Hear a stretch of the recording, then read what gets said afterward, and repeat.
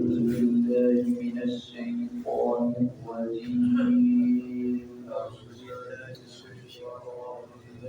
بسم الله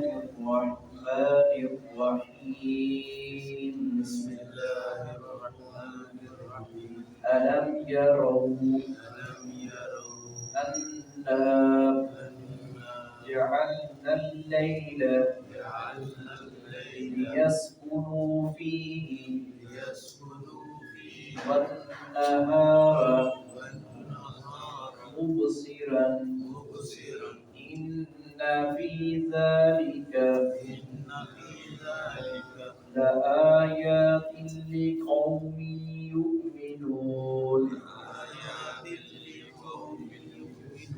ويوم ينفخ في الصور ففزع من في السماوات ومن في الأرض إلا من شاء الله وكل أتوه داخرين. اللہ رب العزت نے تکذیب کرنے والوں کا، جھٹلانے والوں کا تذکرہ کیا ہے اور قیامت کے قائم ہونے کا جس کا وہ انکار کرتے تھے اس کے لیے بطور نشانی اور بطور آیات بینات اللہ رب العزت نے لیل و نہار کا تذکرہ کیا ہے کہ رات کا جانا اور دن کا آ جانا، دن کا جانا اور پھر رات چھا جانا، اس کا اللہ رب العزت نے تذکرہ کیا ہے کہ دیکھو یہ رات تمہارے لیے اللہ رب العزت نے سکون کا، آرام کا ذریعہ بنائی ہے. ظلمت اندھیرا چھا جاتا ہے اور سیاہی سیاہی ہر طرف ہو جاتی ہے، اور دن جو ہے اللہ رب العزت نے کسب معاش کا ذریعہ بنایا ہے. دن جو ہے وہ محنت مشقت اور معیشت کے اعتبار سے اللہ رب العزت نے یہ تمہارے لیے اس میں بڑے فائدے رکھے ہیں. گویا کہ یہ علامات ہیں، یہ چینجنگ آنا دن اور رات کا، یہ علامات ہیں کہ اللہ رب العزت اس بات پر قادر ہے کہ وہ قیامت برپا کرے، وہ اس بات پر قادر ہے کہ وہ جزا سزا جو ہے ہر ایک کو اس کے کیے ہوئے کے مطابق دے. تو یہ اللہ رب العزت نے ساتھ تذکرہ کیا ہے کہ جب قیامت قائم ہوگی، نفخہ پھونکا جائے گا، جناب حضرت اسرافیل صور میں پھونکیں گے تو لوگ ان پر گھبراہٹ طاری ہو جائے گی. بعض روایات میں 2 نفخوں کا تذکرہ ہے، بعض میں 3 کا ہے، اور 4 والی روایات بھی ملتی ہیں. جو زیادہ تر خود پر وہ 2 اور 3 والی ہیں، اس میں یہ بے ہوشی والی ان پر کیفیت ہو جائے گی. حضرت جناب اسرافیل صور پھونکیں گے. اور ایک روایت میں جہاں 2 کا آتا ہے، 2 کی زیادہ مؤثر روایت ہے کہ ان کے درمیان حضرت ابو ہریرہ رضی اللہ تعالیٰ عنہ فرماتے ہیں کہ 40 کا وقفہ ہے. صحابہ کرام نے سوال کیا کہ 40 سے مراد 40 دن ہے. حضرت ابو بکر نے، حضرت ابو ہریرہ نے کہا میں یہ نہیں کہتا. کیا 40 مہینے ہیں؟ کہا میں یہ بھی نہیں کہتا. کیا 40 سال ہے؟ کہا میں یہ بھی نہیں کہتا. بس نبی صلی اللہ علیہ وسلم نے 40 کا عدد بولا اور حضرت ابو ہریرہ رضی اللہ تعالیٰ عنہ نے من و ان اسی طرح بیان کر دیا. اس میں ذرہ برابر بھی رد و بدل نہیں کیا، نہ ہی اپنی رائے اس کو بیچ میں ٹھونسا ہے. اس لیے ہمیں محتاط رہنا چاہیے روایات احادیث بیان کرتے ہوئے، وگرنہ ہم مجرم ٹھہریں گے، جیسا کہ نبی صلی اللہ علیہ وسلم نے سخت وعید بیان فرمائی ہے. صحابہ کرام نے اس کا بڑے محتاط تھے اور ایک ایک لفظ جو ہے اس کو محفوظ کیا ہے،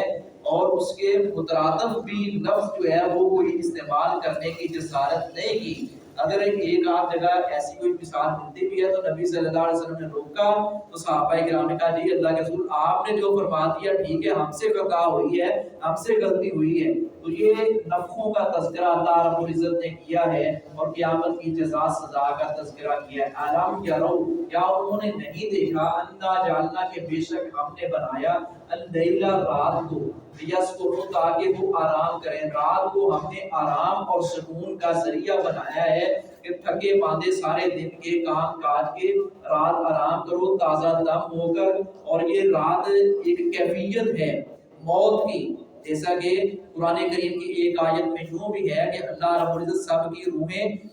نکال لیتا ہے. اگر یہ چیز عقل سے بالا تر نظر آتی ہے، بظاہر بھی روح نکل جاتی ہے تو انسان چلتے رہتے ہیں، بس حکم ربی ہے تو ہم مان لیتے ہیں کہ اللہ رب العزت نے قرآن کی آیت کا ترجمہ بتا رہا ہوں، اور جن کو اللہ رب العزت دوبارہ زندگی دینا چاہتا ہے کہ یعنی کہ اٹھنا آنا چاہتا ہے، سو گئے نیند پوری کر لی، ان کی بات سوئے سوئے پکے پکے سو جاتے ہیں، ابدی اور ہمیشہ ہمیشہ کی نیند سو جاتے ہیں، ہمیشہ ہمیش کی نیند سو جاتے ہیں، اور وہ سفر آخرت کو وہیں سوئے سوئے چل بستے ہیں۔ تو اللہ رب العزت نے فرمایا، اور یہ جیسے کہ مشہور بھی ہے کہ نیند جو ہے یہ موت کی بہن ہے، اور سوئے ہوئے بندے کو پتہ نہیں چلتا، سویا ہوا بندہ اپنا وہ اس سے ساری چیزیں اوجھل ہیں، جب مرا ہوا ہے مرا ہوا تو اس سے اگلی اسٹیج ہے اور آخری اسٹیج ہے، مگر اس کے بارے میں عجیب عجیب نظریات جو ہیں وہ پائے جاتے ہیں جو باطل نظریات ہیں سراسر۔ تو اللہ رب العزت نے اسی طرح 30ویں پارے میں بھی اور بھی ایک دو مقامات پر تذکرہ کیا ہے، وَجَعَلْنَا اللَّيْلَ لِبَاسًا وَجَعَلْنَا نَوْمَكُمْ سُبَاتًا، یہ اللہ رب العزت نے رات کو آرام کا، سکون کا، نیند اور سونے کا بہترین ذریعہ بنایا ہے۔ یہ بندہ جتنا مرضی اپنا دن کو سو لے جو، لیکن رات کی نیند ہے جس سے صحت جو ہے وہ طبیعت ٹھیک رہتی ہے، وہ اپنا دن کو جتنا مرضی سو لے، ایسے نا یہ نیند جو ہے نا یہ بندے کی طبیعت جو ہے یہ اپسیٹ کر دیتی ہے۔ تو اس لیے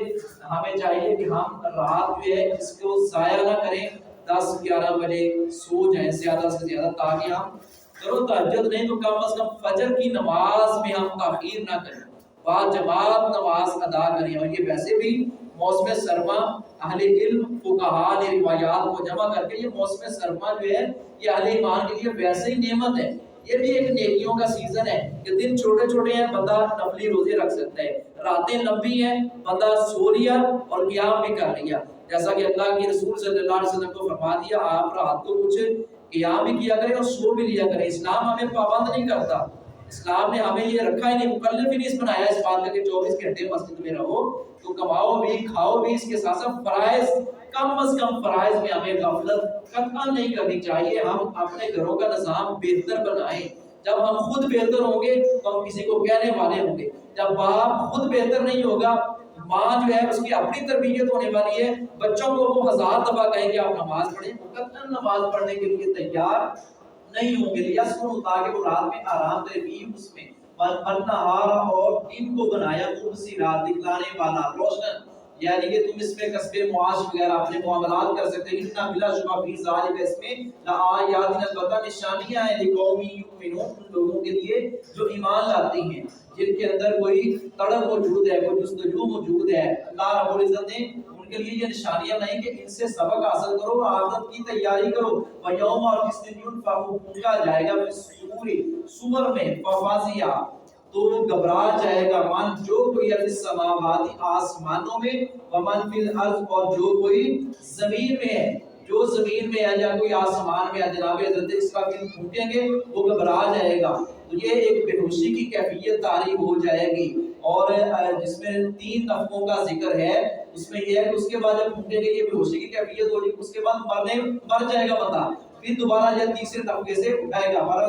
یہ اپنا روایات میں مذکور ہے، الا سوائے من شاء اللہ، اس شخص کے جسے اللہ چاہے۔ اب جسے اللہ چاہے سب جو ہے وہ گھبرا جائیں گے، جسے اللہ چاہے وہ نہیں گھبرائے گا، یہ اللہ کا خاص اس پر فضل ہوگا۔ بعض نے اس پر انبیاء مراد نہیں ہے، وہ بعض نے اپنا، جبکہ انبیاء کرام کے حوالہ سے بھی یہ روایت درست ہے، اپنا تردید ہوتی ہے، نہیں اس میں انبیاء نہیں آتے یا ملائکہ نہیں آتے یا کوئی اور کسی نے کچھ مراد دیا کسی نے کچھ، یہ تو اللہ رب العزت ہی جانتا ہے، اس کا مختصر خلاصہ یہ ہے۔ اور جو بہترین جو رائے ہے کتاب و سنت کی روشنی کے مطابق وہ یہی ہے کہ وہ اللہ رب العزت نے واضح نہیں کیا، وہ جس پر اللہ فضل کرے گا وہ جو ہے اس گھبراہٹ سے محفوظ رہے گا، لیکن باقی سارے گھبرا جائیں گے، ان پر یہ گھبراہٹ والی کیفیت جو ہے، کیونکہ وہ منظر ہی ایسا ہے، وہ منظر ہی ایسا ہے، نیک اور بد سارے گھبرا جائیں گے، الا من شاء اللہ، مگر وہ کون ہے؟ وہ اللہ جانتا ہے، جس کو چاہے، اور وہ کون ہے؟ وہ اللہ ہی جانتا ہے۔ وَكُلٌّ، اور سب لوگ اتوا آئیں گے اللہ رب العزت کے پاس، داخلین، ذلیل ہو کر، عاجزی کے ساتھ، انکساری کے ساتھ، نہایت تذلل کے ساتھ اللہ رب العزت کے حضور پیش ہوں گے۔ اللہ رب العزت ہمیں اس دن کی تیاری کرنے کی توفیق عطا فرمائے۔